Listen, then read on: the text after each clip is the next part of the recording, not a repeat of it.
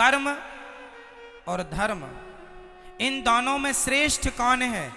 आपने कह दिया कर्म, आपने कह दिया धर्म।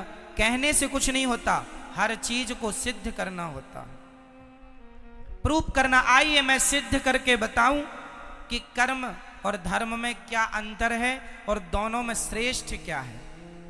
आपके कहने से नहीं होगा, आपको सिद्ध करके बताना होगा। तो सुनिए, फिर आप भी बताइए।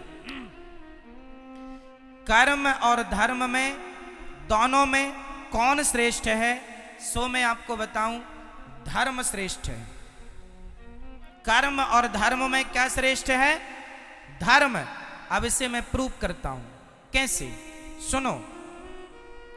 कर्म क्या है? इस धरती पर जो भी हम कर रहे हैं, यहां तक कि आंखों की पलक झपक रही है, तो वो अपना कर्म हो रहा है। मैं बोल रहा हूं, ये भी कर्म है। आप बैठे सुन रहे हैं, ये भी कर्म। आप यहां खुजला रहे हैं, ये भी एक कर्म हो रहा है। कुछ भी आप कर रहे हैं, वो क्या है? हर क्रिया कर्म होती है।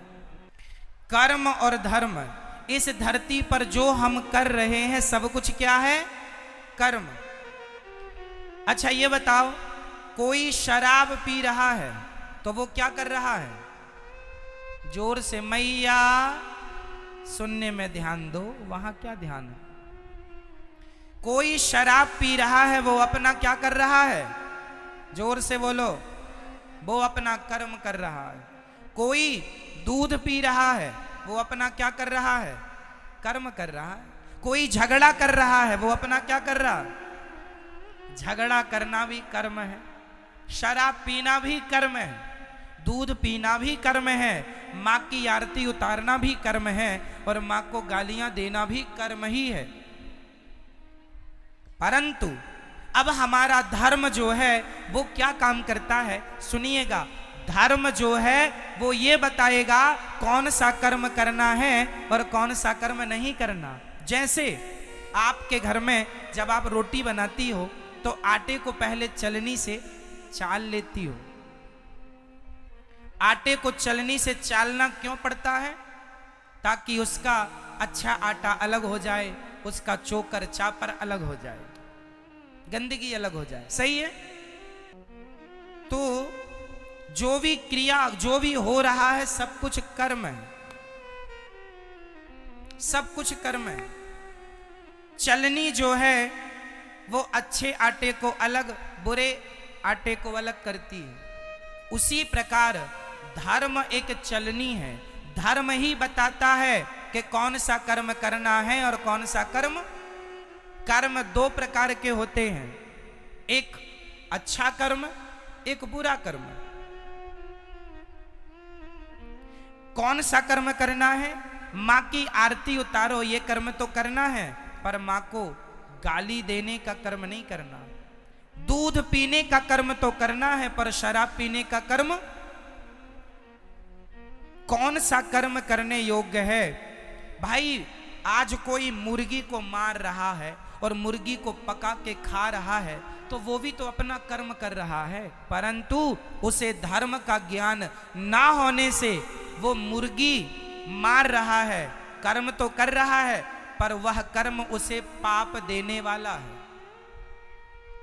कर्म हमें दो चीज देते हैं। अच्छा कर्म हमें पुण्य देगा और बुरा कर्म हमें पाप देगा। कर्म सबको ही कर रहा है। आप अच्छा कर्म करेंगे तो उससे पुण्य आएगा, बुरा कर्म करेंगे, मुर्गी खाएंगे, उससे पाप आएगा। कर्म तो हो रहा है। चूंकि आपको किसका ज्ञान नहीं है? धर्म का ज्ञान ना होने से आदमी कर्म तो करता है, पर वह कर्म भी कर लेता है जो उसे नहीं करना चाहिए। जो नहीं करना वह भी करता है। इसलिए मेरी प्रार्थना है, सदा वही कर्म करना चाहिए जो कर्म करने योग्य है, पर कर्म को पहले धर्म की कसौटी में कस लेना चाहिए कि ये कर्म ठीक है या नहीं है, करने योग्य है या नहीं। कर्म तो सब ही है। मैं आपको एक थप्पड़ मार दूं, ये भी एक कर्म होगा, और मैं आपको सम्मान से यहां बिठा दूं, ये भी एक कर्म होगा। कौन सा मुझे करना है, कौन सा नहीं, ये कौन बताएगा? बोलो मेरी मां।